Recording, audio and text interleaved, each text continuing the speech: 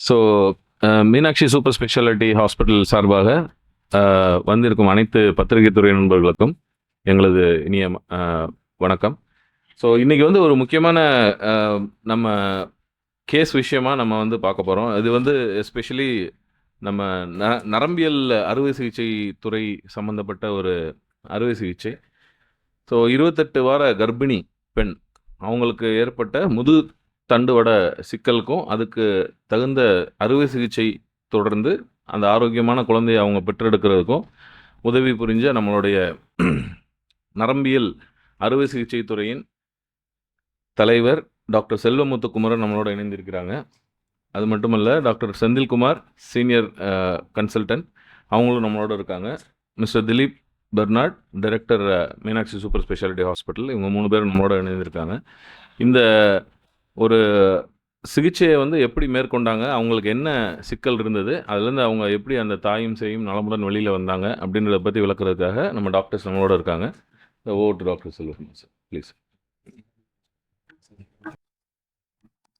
பத்திரிகை நண்பர்கள் அனைவருக்கும் வணக்கம். ஸோ இது வந்து இப்போ ஏன் கூட்டியிருக்கோம் அப்படின்னா, அதாவது இப்போ வந்து நார்மலாக ஸ்பைன் சர்ஜரி அப்படின்றது வந்து காமனாக எல்லாரும் பண்ணுறது தான், ருட்டீன். இப்போ இதில் என்ன ஸ்பெஷாலிட்டி அப்படின்னா, இப்போ பேஷண்ட் வந்து 28 வீக்ஸ் ப்ரெக்னென்ட், ஸோ 28 வாரம் ப்ரெக்னென்ட். ஸோ இவங்களுக்கு வந்து என்ன ஆகுது அப்படின்னா, முதுகில் ஒரு வலி வருது. ஸோ எப்பயுமே என்ன ஆகுதுன்னா, இந்த ப்ரெக்னென்சியில் வந்து எல்லாருமே வந்து இக்னோர் பண்ணிடுவாங்க சிம்டம்ஸை. ஸோ இவங்க எல்லா வலிக்கும் ப்ரெக்னென்சி தான் காரணம் அப்படின்றாங்க. அடுத்து என்ன பிரச்சனை வருது அப்படின்னா, நடக்கும்போது ஒரு தடுமாற்றம் வருது. ஸோ அதுவும் அதே தான், எப்பயுமே வந்து தடுமாற்றம் வந்தால் இல்லை அவங்க வலினால கஷ்டப்பட்டு நடக்கிறாங்க, ப்ரெக்னென்சினால நடக்கிறது கஷ்டமாக இருக்குன்னு ஒரு அதே பிரச்சனையில் கொண்டு போயிடுறாங்க. திடீர்னு என்ன ஆகுதுன்னா, அந்த நடை வந்து மோசமாகுது, அவங்களால நடக்க முடியல. ஸோ இப்போ தான் வந்து அவங்க நரம்பியல் துறையை வந்து அணுகுறாங்க. ஏன் நடக்க முடியல அப்படின்னு நம்ம ஸ்கேன் செஞ்சு பார்க்கும்போது, எம்ஆர்ஐ ஸ்கேன் பண்ணி பார்க்கும்போது, இப்போ எலும்புகள் பார்த்தீங்கன்னா, இந்த கழுத்தில் 7 எலும்பு இருக்குது. அடுத்து வந்து டார்சல் எலும்புன்னு சொல்லுவோம், அதில் 12 எலும்பு இருக்குது. அதில் வந்து முதல் எலும்புலையும் 2வது எலும்புலையும் அவங்களுக்கு வந்து ஒரு அரிச்ச மாதிரி இருக்குது, அதாவது செல் அரிச்ச மாதிரி அந்த எலும்புகள் வந்து அரிச்சிருக்கு. ஸோ இந்த மாதிரி அரிச்சிருந்தா காமனாக நம்ம வந்து டிபியா இருக்குமோன்னு யோசிப்போம். ஸோ அப்போ தான் நம்ம பார்க்குறோம், ஸோ டிபி அரிச்சிருக்கு, அது வந்து அந்த ஸ்பைனல் கார்டை அழுத்திட்டு இருக்கு. அதனால் என்ன ஆகுதுன்னா, அவங்களுக்கு அந்த 2 காலும் சரியாக இயங்கலை, கையிலையும் ஒரு வலி இருக்குது. ஸோ மீடியல் பார்ட் ஆஃப் ஃபோராம்னு சொல்லுவோம், அங்கேயும் வந்து வலி இருக்குது. ஸோ அதுக்கு காரணம் வந்து அந்த ஸ்பைனல் கார்டை அழுத்துறதுனால. ஸோ இப்போ வந்து ப்ராப்ளம் இப்போ தான் ஆரம்பிக்குது. ஏன்னா 28 வார குழந்தை இருக்குது வயிற்றில், கருவை சுமக்கிறாங்க. ஸோ இப்போ வந்து நம்ம அபார்ஷனும் பண்ண முடியாது. ஸோ குழந்தையும் நம்ம காப்பாற்றணும், அதுக்காக நம்ம டெலிவரிக்கு வெயிட்டும் பண்ண முடியாது. 38 வாரமோ 37 வாரம் வரைக்கும் நம்ம வெயிட் பண்ணவும் முடியாது. ஸோ நம்ம ட்ரீட்மெண்ட் அம்மாவுக்கு பண்ணணும், அவங்களையும் குணப்படுத்தணும், அதே சமயத்தில் நம்ம குழந்தையும் காப்பாற்றணும். ஸோ இது ஒரு டெக்னிக்கலி சேலஞ்சிங், 2 உயிரை காப்பாற்றணும். அடுத்து நம்ம மேஜர் ஆப்ரேஷனும் பண்ணணும். ஸோ ஆப்ரேஷன்றது ஒரு மேஜர் ஆப்ரேஷன், ஒரு 6 மணி நேரம் நம்ம பண்ண வேண்டிய ஆப்ரேஷன். ஸோ மயக்கம் நம்ம கொடுக்கணும். ஸோ அந்த மயக்கம் வந்து குழந்தையும் பாதிக்கக்கூடாது. ஸோ குழந்தைய நம்ம டேர்ம் ப்ரெக்னென்சி வரைக்கும் கொண்டு போகணும். ஸோ இது வந்து ஒரு சேலஞ்சிங் சுச்சுவேஷன். ஸோ நம்ம வந்து ஆப்ரேஷன் பண்ணி நல்லபடியாக பண்ணணும். ஸோ என்ன ஆப்ரேஷன்றது செந்தில்குமார் விளக்குவார். எனது துறை தலைவர் சொன்னது மாதிரி, அந்த கர்ப்பிணி பெண்ணுக்கு வந்து தண்டோடத்தில் டிபியாக இருக்க வாய்ப்புகள் அதிகமாக இருந்தது, தண்டோட அழுத்தம் அதிகமாக இருந்தது. அதனால் கால் 2 பக்கமுமே நரம்புகள் கிட்டத்தட்ட செயலிழந்த நிலையில் தான் அவங்க வந்தாங்க. ஸோ வலியும் செயலிழந்த நிலையிலும் இருக்கும் பொழுது இந்த அறுவை சிகிச்சை வந்து பின் வழியாக தான் சென்று செய்ய வேண்டும். ஏன்னா அந்த வந்து கழுத்தும் நெஞ்சு தண்டோடமும் சேர்ற இடம் அப்படின்றதுனால அந்த இடத்துக்கு ஃபிக்ஸ் பண்ண வேண்டியது இருக்கும். அந்த இடத்த அழுத்திட்டு இருக்கிற எலும்புகளை வந்து விலக்கிட்டு, அந்த எலும்புகள் வந்து பலகீனமாகி ஆல்ரெடி அரிச்சு போயிருந்தது.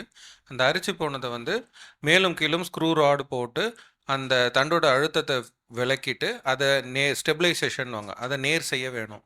பிரச்சனை என்னென்னா, ப்ரெக்னென்ட் லேடியை குப்புற படுக்க போட்டு 6 மணி நேரம் அறுவை சிகிச்சை பண்ணுறது தான். ஏன்னா வயிற்றில் குழந்தை இருக்கும் பொழுது குப்புற படுக்க போட்டு பண்ணுறதுன்றது உலகம் பூரா very very challenging, very very very rare.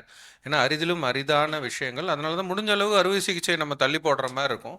But இவங்களுக்கு அறுவை சிகிச்சை நம்ம சில நாட்கள் தள்ளி போட்டால் கூட அவங்க வந்து முற்றிலுமாக கால்கள் செயலிழந்து வாழ்க்கை பூரா அவங்களால நடக்க முடியாத நிலைக்கு போயிடுவாங்க. நடக்க முடியாத நிலை, யூரின் மோஷன் கண்ட்ரோல் பண்ண முடியாத நிலை.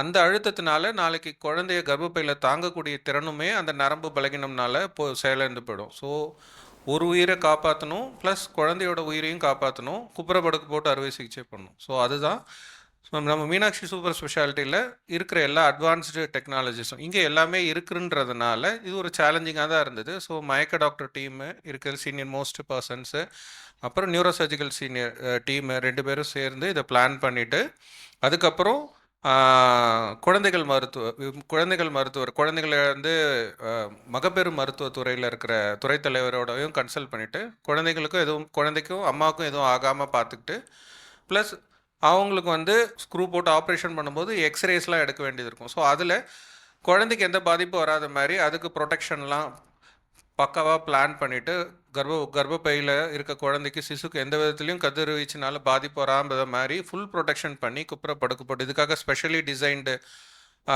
டேபிள்ஸு, ஸ்பெஷலி டிசைன்டு ஃபோம்ஸு, அதாவது அழுத்தம் இல்லாமல் பஞ்சுகள் வச்சு எக்ஸ்ட்ரா பிளான் பண்ணி இதை இவ்வளோ டீமும் டெடிகேட்டடாக பண்ணி அந்த அறுவை சிகிச்சை கிட்டத்தட்ட 6 மணி நேரம் நடந்தது.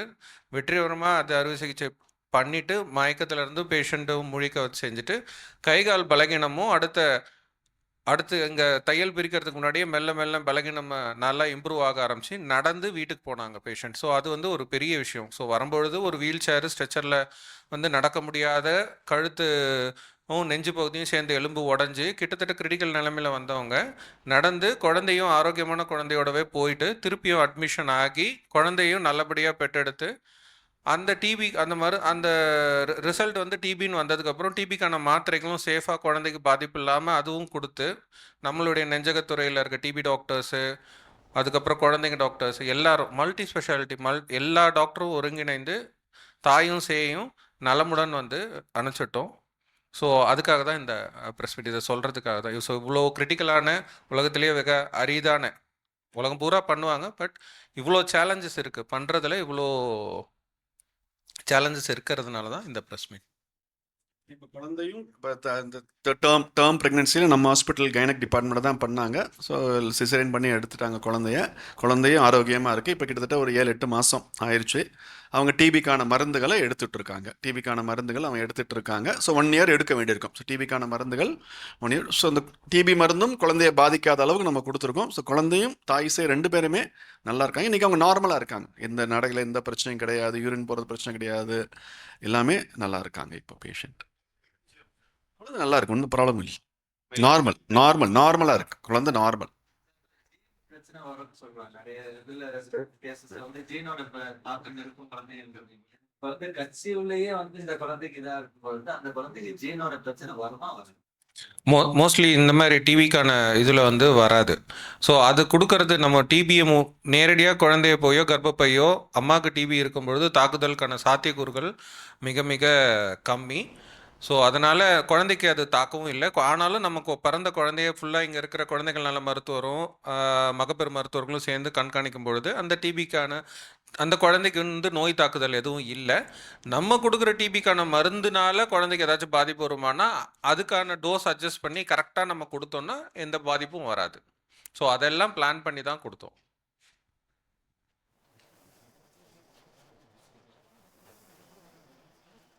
ஜெனட்டிக் மாறுதல்கள் உள்ள மருந்துகள் இருந்து எதுவுமே நம்ம அதை தான் இது எல்லாத்தையும் கேர்ஃபுல்லாக நம்ம பார்த்துட்டு எந்த மாறுதல்களும் இல்லாத மாதிரி கரெக்டான மருந்துகள் நம்ம கொடுத்தோன்னா கரெக்டான ட்ரீட்மெண்ட், அதன் பலன் வந்து தாய் சேய் 2 பேருக்குமே போய் சேரும்.